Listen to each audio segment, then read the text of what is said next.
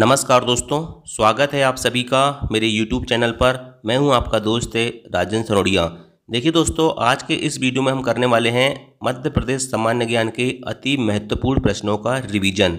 मैं आपको एक चीज़ क्लियर बता देना चाहता हूं, अगर पुराने पैटर्न यानी कि 2017 के जैसे इस बार भी MP फॉरेस्ट गार्ड का पेपर आया तो आपको इस वीडियो से कम से कम 4 प्रश्न आपको देखने को मिल सकते हैं। बहुत ही इम्पोर्टेंट फैक्ट हैं और बहुत ही इम्पोर्टेंट क्लास है, इसलिए पूरी ईमानदारी के साथ देखना। मेरे को पता है दोस्तों आपको बहुत सारे फैक्ट याद होंगे, लेकिन मैं एक चीज़ बता देना चाहता हूं दोस्तों, आपका रिवीजन हो जाएगा अगर आपको ये सब फैक्ट पता होंगे तो। और एग्जाम हॉल में जाके दोस्तों आप छोटे छोटे फैक्ट में क्या होते हो, कंफ्यूज होते हो। ठीक है, तो चलिए दोस्तों शुरुआत करते हैं क्वेश्चन नंबर 1 से। और एक रिक्वेस्ट है दोस्तों, अगर वीडियो देखते हो, ठीक है, वीडियो पसंद आता है तो लाइक ज़रूर किया करें। ठीक है, चलिए क्वेश्चन नंबर 1 की शुरुआत करते हैं दोस्तों। अगर दोस्तों आप कमेंट करते हो तो मुझे भी थोड़ा मोटिवेशन मिलता है। ठीक है, तभी तो मैं देखो 5 सब्जेक्ट पढ़ा रहा हूँ भाई, है ना। तो 5 सब्जेक्ट पढ़ाने के लिए मेरे अंदर एक मोटिवेशन भी तो होना चाहिए। आप ना तो कमेंट करते हो, ठीक है, कि किस प्रकार की क्लास है या फिर आपको कौन सी क्लास चाहिए, इस प्रकार का कमेंट ही नहीं करते तो फिर मैं क्या सोच के वीडियो बनाऊँगा बताइए, है ना। तो थोड़ा कमेंट कर दिया करो, वीडियो को लाइक कर दिया करो, ताकि मेरा भी मनोबल बना रहे, है ना, और मेरा भी वीडियो बनाने का मन करे। ठीक, चलिए क्वेश्चन नंबर 1 है, मध्य प्रदेश की सबसे लंबी सीमा किस राज्य से लगती है। तो याद रखना दोस्तों, मध्य प्रदेश की जो सबसे लंबी सीमा है वो किससे लगती है, यूपी से लगती है, उत्तर प्रदेश से लगती है। ऑप्शन नंबर 20 का राइट आंसर हो जाएगा। ठीक है, अब देखिए दोस्तों, आपको याद रखना है कि जो मध्य प्रदेश है ना, उसकी सीमा कितने राज्यों से लगती है, टोटल 5 राज्यों से लगती है। कैसे लगती है, देखो छोटा सा मैप बनाने का प्रयास करते हैं अपन, है ना। ऐसा कुछ मध्य प्रदेश का मैप होता है। इधर उत्तर प्रदेश से लगती सीमा, इधर राजस्थान से लगती है, ठीक है, यहाँ गुजरात से लगती है, इधर महाराष्ट्र से और यहाँ छत्तीसगढ़ से लगती है। ठीक है, इस प्रकार दोस्तों मध्य प्रदेश की सीमा टोटल कितने राज्यों से लगती है, 5 राज्यों से लगती है। कौन कौन से राज्य है, उत्तर प्रदेश, राजस्थान, गुजरात, महाराष्ट्र और छत्तीसगढ़, ये 5 राज्यों से लगती है। मध्य प्रदेश की सबसे लंबी सीमा दोस्तों याद रखना उत्तर प्रदेश से, और सबसे कम सीमा दोस्तों गुजरात से लगती है। बहुत ही इंपॉर्टेंट फैक्ट है MP फॉरेस्ट गार्ड और पुलिस कांस्टेबल के पेपर के अकॉर्डिंग। ठीक है, जो देखो ये मत सोचना कभी कि जीके हमेशा टफ आता है। जीके दोस्तों इजी भी मिलेगा आपको, मीडियम भी मिलेगा और टफ भी मिलेगा, और कुछ क्वेश्चन ऐसे भी मिलते हैं जो ज़मीन से खोद कर लाते हैं। ठीक है, और ज़मीन से खोद कर आने वाले क्वेश्चनों से सिलेक्शन नहीं होता, सिलेक्शन होता सिर्फ इजी और मॉडरेट क्वेश्चनों को सॉल्व करने से एग्जाम में। ठीक है, तो याद रखना, है ना। चलिए अब देखिए, आपको बता देना चाहता हूँ, जो उत्तर प्रदेश है दोस्तों, उससे मध्य प्रदेश के 13 जिले टच होते हैं, राजस्थान से 10 जिले टच होते हैं, गुजरात से 2 जिले टच होते हैं, महाराष्ट्र से 9 जिले टच होते हैं, और छत्तीसगढ़ से 7 जिले टच होते हैं। कितने जिले टच होते हैं ये मैंने आपको सब बता दिया, है ना। अब देखिए टोटल जोड़िए कितने होगा, है ना। मैं अभी आपको आगे बताऊंगा कि उत्तर प्रदेश से कौन कौन से जिले टच होते हैं और कौन से जिले टच नहीं होते हैं। ठीक है, लेकिन अभी आप यहाँ देखिए 13 होगा उत्तर प्रदेश के साथ, 10 होगा राजस्थान के साथ, मतलब कितने होगा 13 और 10 23, 23 और 2 गुजरात के साथ 25, 25 और 9 कितने हो गए, 25 और 9 हो गए दोस्तों आपके 34। ठीक है, महाराष्ट्र के साथ 9 है ना, तो 34 हो गए, 34 और छत्तीसगढ़ के साथ 7 होते हैं। ठीक है, मंडला जिले की सीमा छत्तीसगढ़ को लगती है तो लगती है, मैंने बता दिया, है ना। तो टोटल हो गए आपके कितने, 34 और 7 41, मतलब दोस्तों टोटल जिले कितने हो गए, ये 41 जिले हो गए। ठीक है, इसके अलावा एक चीज़ और याद रखना कि 6 जिले ऐसे हैं, मुरैना, शिवपुरी, बालाघाट, अलीराजपुर, झाबुआ और सिंगरौली। ठीक है, क्या बोला मैंने, मुरैना, शिवपुरी, बालाघाट, अलीराजपुर, झाबुआ, सिंगरौली, 6 जिले ऐसे हैं दोस्तों जिनकी सीमा 2 राज्यों से लगती है। कितने राज्यों से लगती है, 2 राज्यों से लगती है। इसलिए दोस्तों अभी यहाँ कितना आ गया, टोटल आ गया आपका 41। ठीक है, अब 41 और ये 6 जिले ऐसे हैं दोस्तों जिनकी सीमा 2 राज्यों से लग रही है। ठीक है, इसलिए मैं 41 में से 6 घटाऊंगा तो टोटल कितने बचेंगे, टोटल बच जाएंगे कितने, 41 में से 6 गए तो टोटल कितने बच जाएंगे, 35 बच जाएंगे। कितने बच जाएंगे, 35। ठीक, इसलिए याद रखना दोस्तों कितना हो गया, 41 में से 6 घटाया कितना हो गया, 35, है ना। तो 35 जिले दोस्तों याद रखना कैसे हैं, मध्य प्रदेश के अंदर 35 जिले जो हैं दोस्तों, जो ऐसे जिले हैं जिनकी सीमा दूसरे राज्यों से लगती है। कितने जिले, 35 जिले।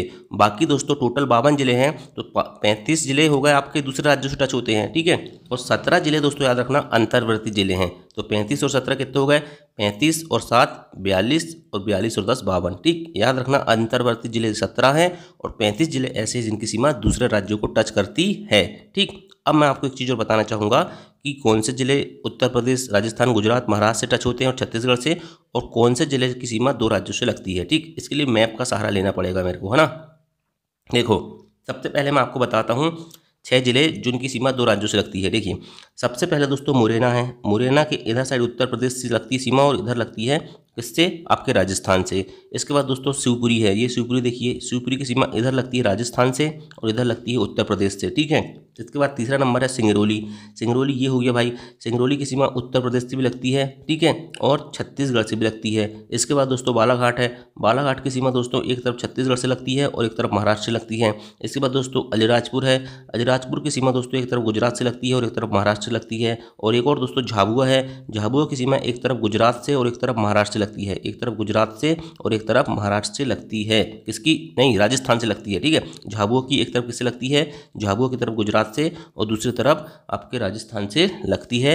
ये फैक्ट आपको याद रखना है। तो टोटल 6 जिले होगा जिनकी सीमा 2 राज्यों को टच करती है। और क्वेश्चन डायरेक्ट पूछा गया है कि मध्य प्रदेश के कितने राज्यों की सीमा, मध्य प्रदेश के कितने जिलों की सीमा 2 राज्यों से लगती है, 6 जिले। ठीक है, यह ऐसा भी पूछता है कि कौन सा जिला की सीमा 2 राज्यों से नहीं लगती। कई प्रकार से क्वेश्चन पूछे जाते हैं। ठीक है, अब 13 जिले कौन कौन से भाई, तो देखिए सबसे पहले मैं गुजरात का बता देता हूँ, है ना।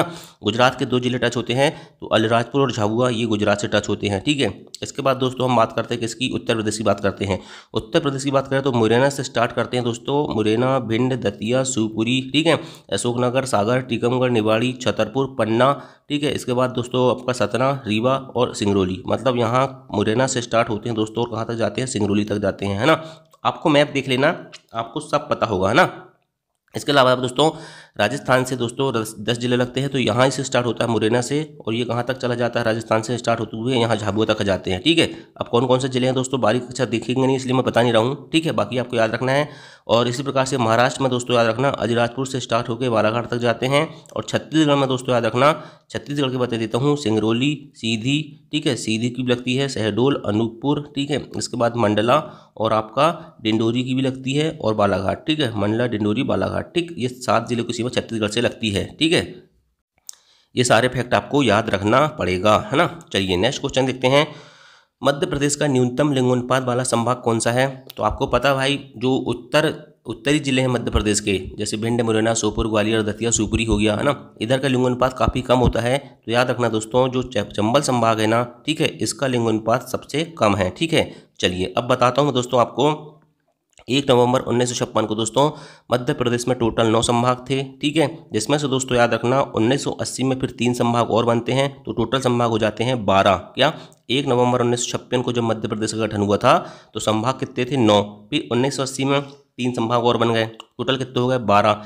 1 नवंबर 2000 को क्या होता है दोस्तों, जब मध्य प्रदेश का पुनर्गठन होता है, यानी कि मध्य प्रदेश से छत्तीसगढ़ अलग होता है, तो 3 संभाग किसको चल जाते हैं, छत्तीसगढ़ को चल जाते हैं, तो टोटल संभाग बन जाते हैं 9। फिर 2008 में दोस्तों याद रखना एक और संभाग बनता है, शहडोल संभाग। तो इस प्रकार वर्तमान मध्य प्रदेश में टोटल कितने संभाग हो गए, 10 संभाग हुए। और 2008 में ही दोस्तों याद रखना शहडोल संभाग बना था, और उसके साथ ही दोस्तों जो आपका होशंगाबाद संभाग था ना, उसका नाम नर्मदापुरम भी कर दिया गया था। ठीक है, चलिए याद रखना सर्वाधिक क्षेत्रफल वाला संभाग जबलपुर, न्यूनतम क्षेत्रफल वाला संभाग शहडोल, सर्वाधिक जनसंख्या वाला पूछे तो इंदौर, और न्यूनतम जनसंख्या वाला शहडोल। यानी कि न्यूनतम क्षेत्रफल और न्यूनतम जनसंख्या वाला संभाग कौन है, शहडोल है। न्यूनतम लिंगोनुपात वाला संभाग की बात करें तो चंबल, और सर्वाधिक साक्षरता वाला संभाग की बात करें तो जबलपुर। अब आप पूछोगे सर कि न्यूनतम लिंगोनुपात बता दिया आपने, ठीक है, तो सर्वाधिक लिंगोनुपात वाला संभाग क्यों नहीं बताएं भैया। न्यूनतम लिंगोनुपात वाला इसलिए बताया गया है क्योंकि ये क्वेश्चन आया था, और ये एक स्पेशल फैक्ट है। न्यूनतम वाली जो मतलब लिंगोनुपात कम होना एक विशेष बात होती है। इसी प्रकार से सर्वाधिक साक्षरता वाला संभाग मतलब दोस्तों जिलों का समूह होता है ना, इसलिए ये एक विशेष चीज़ होती है, इसलिए इनको हम विशेष रूप से एग्जामिनर पूछते हैं एग्जाम में। ठीक है, चलिए नेक्स्ट देखते हैं। भोपाल राज्य के प्रथम मुख्यमंत्री कौन थे, तो याद रखना भोपाल राज्य के प्रथम मुख्यमंत्री कौन थे, भोपाल राज्य के प्रथम मुख्यमंत्री दोस्तों डॉक्टर शंकर दयाल शर्मा। शंकर दयाल शर्मा जो थे दोस्तों भोपाल राज्य के प्रथम मुख्यमंत्री थे। ठीक है, अब आपको पता होगा दोस्तों जब मध्य प्रदेश का गठन नहीं हुआ था 1 नवंबर 1956 तक, ठीक है, तो उसके पहले मध्य प्रदेश 4 भागों में विभाजित था। ठीक है, part A, part B, part C और भोपाल स्टेट। ठीक है, तो पार्ट ए को दोस्तों सेंट्रल प्रोविंस व बरार मतलब सीपी बरार कहते थे। इसकी राजधानी नागपुर थी, ठीक है। इसमें टोटल 15 रियासत थी और यहाँ के जो राज प्रमुख थे दोस्तों पंडित रविशंकर शुक्ल थे। ये वही रविशंकर शुक्ल है दोस्तों जो जब मध्य प्रदेश का गठन हुआ तो मध्य प्रदेश के प्रथम मुख्यमंत्री बने थे, ठीक है। और याद रखना यहाँ के गवर्नर जो थे राघवेंद्र राव थे।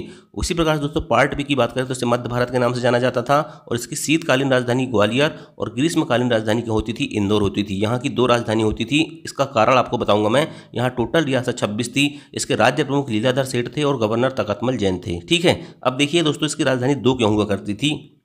एक्चुअल में क्या हुआ दोस्तों, मध्य भारत में ग्वालियर और इंदौर, ग्वालियर में किसका शासन है, सिंधिया वंश का। इंदौर में किसका शासन था, होलकर वंश का।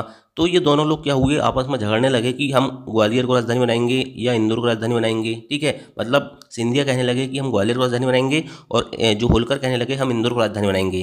तो इन दोनों के बीच में सामंजस्य स्थापित करने के लिए दोस्तों दोनों को 6-6 महीने की राजधानी बना दी गई और कह दिया गया कि शीतकालीन राजधानी ग्वालियर रहेगी और ग्रीष्मकालीन राजधानी इंदौर रहेगी, ठीक है। चलिए नेक्स्ट देखते हैं। पार्ट सी की बात करें तो इसे मध्य प्रदेश के नाम से जाना जाता है। इसकी राजधानी दोस्तों रीवा होती थी। 38 रियासत थी इसमें और इसके मुख्यमंत्री जो थे शंभुनाथ शुक्ल थे। वहीं भोपाल स्टेट की बात करें दोस्तों तो ये भी पार्ट सी का ही हिस्सा था, ठीक है। इसके राज्य प्रमुख मोहम्मद हिदायतुल्लाह थे और डॉक्टर शंकर दयाल शर्मा दोस्तों इसके प्रथम मुख्यमंत्री बनते हैं, ठीक है। चलिए नेक्स्ट क्वेश्चन देखते हैं।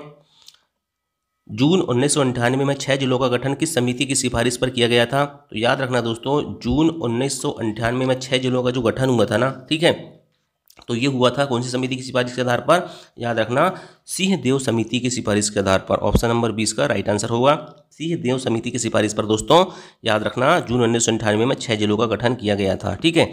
अब देखिए 1 नवंबर 1956 मध्य प्रदेश बना, 43 जिले थे, ठीक है। 26 जनवरी 1972 को 2 जिले बनते हैं, भोपाल और राजनांदगांव। टोटल जिले हो जाते हैं 43 और 2 45। मई 1998 आता है, 10 जिले फिर बन गए, ठीक है। इस प्रकार से 45 और 10 कितने हो गए, 55। इन 10 में से दोस्तों 4 बड़वानी, श्योपुर, कटनी, डिंडोरी आज भी मध्य प्रदेश में है। बड़वानी दोस्तों खरगोन से अलग हुआ था, ठीक है। श्योपुर दोस्तों याद रखना मुरैना से अलग हुआ था, कटनी जबलपुर से और डिंडोरी किससे, मंडला से अलग हुआ था, ठीक है। फिर जून 1998 में दोस्तों 6 जिले फिर बनते हैं, तो 55 और 6 हो जाते हैं 61, ठीक है। उन 6 में से दोस्तों 3 मध्य प्रदेश में आज भी हैं, हरदा, उमरिया, नीमच, ठीक है। हरदा होशंगाबाद से, उमरिया शहडोल से और नीमच मंदसौर से बनता है, ठीक है। इसके अलावा दोस्तों याद रखना 1 नवंबर 2000 आता है, मध्य प्रदेश का पुनर्गठन होता है। मध्य प्रदेश से छत्तीसगढ़ अलग हो जाता है। मध्य प्रदेश में टोटल अभी तक 61 जिले थे, तो 61 में से दोस्तों याद रखना 16 छत्तीसगढ़ में चल जाते हैं, तो 61 में से 16 बचे कितने, 45 मध्य प्रदेश में 1 नवंबर 2000 को फिर बच जाते हैं, ठीक है। इसके बाद दोस्तों फिर सिलसिला चालू होता है और 15 अगस्त 2003 को 3 जिले बनते हैं। इस प्रकार से 45 और 3 टोटल 48 हो जाते हैं। बुरहानपुर बनता है खंडवा से, अशोकनगर बनता है गुना से, अनूपपुर बनता है शहडोल से, ठीक है। इस प्रकार हम कह सकते हैं दोस्तों कि शहडोल का विभाजन 2 बार हो चुका है। देखिए एक बार 2003 में दोस्तों जब शहडोल से अनूपपुर बना है और एक बार कब हुआ था, एक बार और हुआ था दोस्तों, कब, एक बार और कब हुआ था, ये शहडोल से उमरिया बना था, ठीक है। शहडोल से उमरिया यहाँ बन चुका है और यहाँ पर दोस्तों शहडोल से अनूपपुर बना है, ठीक है। ये क्वेश्चन भी पूछा गया था कि किस जिले का विभाजन 2 बार हो चुका है, तो शहडोल जिले का विभाजन 2 बार हो चुका है, ठीक है। फिर 17 मई 2008 को दोस्तों एक और जिला बनता है, झाबुआ से अलीराजपुर, 49वां जिला, इसे 49वां जिला बनता है। क्वेश्चन आता है कि मध्य प्रदेश का 49वां जिला कौन सा था, अलीराजपुर, ठीक है। 50वां जिला कौन सा था सिंगरौली। 24 मई 2008 को दोस्तों सीधी से सिंगरौली बनता है, ठीक है। 16 अगस्त 2013 को शाजापुर से आगरमालवा बनता है, 51वां जिला। 1 अक्टूबर 2018 को टीकमगढ़ से निवाड़ी बनता है, 52वां जिला। और अभी एक और जिला बन गया दोस्तों मध्य प्रदेश में, 53वां जिला है मऊगंज, ठीक है। कौन सा, मऊगंज, ठीक है। कहाँ से बना है वो, रीवा से अलग होकर बना है, ठीक है। चलिए नेक्स्ट देखते हैं। बुंदेलखंड की सबसे ऊंची चोटी का नाम क्या है, तो बुंदेलखंड की सबसे ऊंची चोटी कौन सी है भाई, सिद्ध बाबा की चोटी है, सिगार की चोटी है, सद्भावना चोटी है या धूपगढ़ चोटी है, बताइए। इसका आंसर मैं कई बार पढ़ा चुका हूँ कि बुंदेलखंड पठार की सबसे ऊंची चोटी कौन सी है, सिद्ध बाबा की चोटी है, ठीक है। ऊंचाई कितनी बता चुका हूँ, 1172 मीटर, ठीक है। आपको सब रट जाना चाहिए मेरे भाई, ठीक है। दतिया में स्थित है ये, है ना। चलिए देखिए बुंदेलखंड की सबसे ऊंची चोटी सिद्ध बाबा 1172 मीटर दतिया में है। मालवा की सबसे ऊंची चोटी सिगार 881 मीटर इंदौर में है। रीवा पन्ना की सबसे ऊंची चोटी सद्भावना या गुडविल 752 मीटर दमोह में है। सतपुड़ा की सबसे ऊंची चोटी धूपगढ़ 1350 मीटर पचमढ़ी होशंगाबाद में है। और मध्य प्रदेश की सबसे ऊंची चोटी भी दोस्तों कौन सी है, यही धूपगढ़ होती है, ठीक। चलिए नेक्स्ट देखते हैं। मध्य प्रदेश में चूना पत्थर किस प्रकार की चट्टानों में पाया जाता है, तो मध्य प्रदेश में चूना पत्थर दोस्तों विंध्यन क्रम की चट्टानों में पाया जाता है। कौन सी क्रम की चट्टानों में? विंध्यन क्रम की चट्टानों में पाया जाता है। ठीक है, देखिए धारवाड़ चट्टान में मैंगनीज, गोंडवाना में कोयला, कडप्पा में हीरा, विंध्यन में चूना पत्थर। मैंगनीज मतलब बालाघाट, कोयला मतलब दोस्तों गोंडवाना, जहाँ जहाँ देखिए कोयला पाया जाता है, जैसे आपका जो शाहपुरा क्षेत्र हो गया, उमरिया क्षेत्र हो गया, ठीक है, जहाँ कोयला पाया जाता है वहाँ गोंडवाना चट्टान भी पाई जाती है। ठीक है, और कडप्पा हीरा, कडप्पा मतलब दोस्तों आपने समझ गए होंगे मध्य प्रदेश में जो पन्ना जिला है दोस्तों उसमें क्या पाया जाता है? हीरा पाया जाता है। ठीक है, तो वहीं कडप्पा चट्टानें भी पाई जाती है। ठीक, चलिए, और विंध्यन चट्टान मान के चलो दोस्तों कौन सा एरिया हो गया? ये विंध्याचल क्षेत्र वाला। ठीक है, तो वहाँ पर जहाँ चूना पत्थर, कटनी वगैरह है ना, वहाँ पर। नेक्स्ट क्वेश्चन है, संजय सरोवर बांध किस नदी पर स्थित है? तो भैया संजय सरोवर बांध, इसे भीमगढ़ बांध कहते हैं और एशिया का सबसे बड़ा मिट्टी का बांध है। ये बना है बैनगंगा नदी पर। ठीक है, बैनगंगा नदी कहाँ पर बहती है? हमारे जिला सिवनी में बहती है भाई, है ना। कहाँ से निकलती है? मुनारा गांव, गोपालगंज, सिवनी से निकलती है बैनगंगा नदी। ठीक है, मुहावना कहाँ जाके मिलती है? गोदावरी नदी में जाके मिलती है बैनगंगा, प्लस बर्धा प्राणहिता कहलाता है, सब पढ़ा चुका हूँ, है ना। सहायक नदी बर्धा, बावनथड़ी और पेंच है। ठीक है, इसके अलावा दोस्तों संजय सरोवर बांध है बैनगंगा नदी पर सिवनी में, है ना। द्वितीय बांध है दोस्तों बैनगंगा नदी में बालाघाट में। मध्य प्रदेश की पहली नहर दोस्तों बैनगंगा नहर थी, 1923 में बनी थी। बालाघाट बैनगंगा नदी के किनारे स्थित है। ये सारे फैक्ट आपको बार बार बता चुका हूँ। सम्राट अशोक सागर परियोजना किस नदी पर स्थित है? तो सम्राट अशोक सागर परियोजना दोस्तों बेतवा नदी पर स्थित है। ठीक है, कौन सी नदी पर स्थित है? बेतवा नदी पर स्थित है। देखिए, सम्राट अशोक सागर परियोजना बेतवा नदी विदिशा में है। मोहिनी सागर बांध सिंध नदी शिवपुरी में। देजला देवड़ा बांध कुंडा नदी खरगोन में। राजू सागर परियोजना बावनथड़ी नदी बालाघाट में। राजू सागर परियोजना दोस्तों याद रखना, ये राजू सागर परियोजना जो है ना, बावनथड़ी नदी, ये वही वाली नदी है जो बैनगंगा की सहायक नदी है। ठीक है, इसको क्या कहते हैं? इसको बावनथड़ी नदी या बावनथड़ी परियोजना भी कहते हैं। ठीक है, और कुंडलिया बांध दोस्तों काली सिंध नदी पे है, आगरमालवा में। ठीक, ये सारे फैक्ट आपको याद करना पड़ेगा, इसकी कोई शॉर्ट ट्रिक नहीं होती है ना। चलिए, मध्य प्रदेश का सबसे ऊंचा जलप्रपात कौन सा है? तो बहुटी जलप्रपात, या बहुटी भी लिख सकते हैं आप इसको। ठीक है, बहुटी जलप्रपात है। ठीक है, याद रखना कहाँ पर स्थित है भाई? तो याद रखना ये सेलर नदी पर स्थित है, 198 मीटर इसकी ऊंचाई है और रीवा जिले में स्थित है। ठीक है, कहाँ पर स्थित है? रीवा जिले में। ठीक, इसके अलावा दोस्तों चचाई जलप्रपात बिहार नदी रीवा में है। केवटी जलप्रपात महाना नदी रीवा में। पूर्वा जलप्रपात क्रोंस नदी रीवा में। चूलिया जलप्रपात चंबल नदी कोटा राजस्थान में। और पताल पानी झाड़ीदाह शीतला माता जलप्रपात चंबल नदी में कहाँ पर स्थित है? इंदौर में, तीनों। ठीक, चलिए नेक्स्ट देखते हैं। और लास्ट क्वेश्चन, नवग्रह का मेला कहाँ लगता है? तो नवग्रह का मेला दोस्तों खरगोन में लगता है। ऑप्शन नंबर 20 का राइट आंसर होगा। ठीक है, अब देखिए दोस्तों मध्य प्रदेश का जो कपास है, ठीक है, सबसे ज़्यादा कहाँ पाया जाता है? मध्य प्रदेश कपास अनुसंधान केंद्र दोस्तों खरगोन में है, क्योंकि सबसे ज़्यादा कपास यहीं उत्पादन होता है। ठीक है, रंगीन कपास का उत्पादन भी खरगोन में होता है। शहीद मेला दोस्तों सनावत खरगोन में लगता है। नवग्रह का मेला दोस्तों याद रखना खरगोन में लगता है। देश का पहला मोबाइल बैंक लक्ष्मी वाहिनी दोस्तों खरगोन में संचालित हुई थी। और महेश्वर की साड़ी के लिए कौन प्रसिद्ध है? खरगोन प्रसिद्ध है। और मध्य प्रदेश का पहला फूड पार्क इंडस कहाँ लगा था? आपको पता है दोस्तों, ये भी आपके खरगोन में ही लगा था। ठीक, तो चलिए दोस्तों, वीडियो पसंद आया होगा तो लाइक करना, ठीक है, शेयर करना, और चैनल में नया होगा तो चैनल को सब्सक्राइब करना। यदि मेरी मेहनत पसंद आई होगी तो वीडियो को ईमानदारी से लाइक कर देना। थैंक यू, जय हिंद।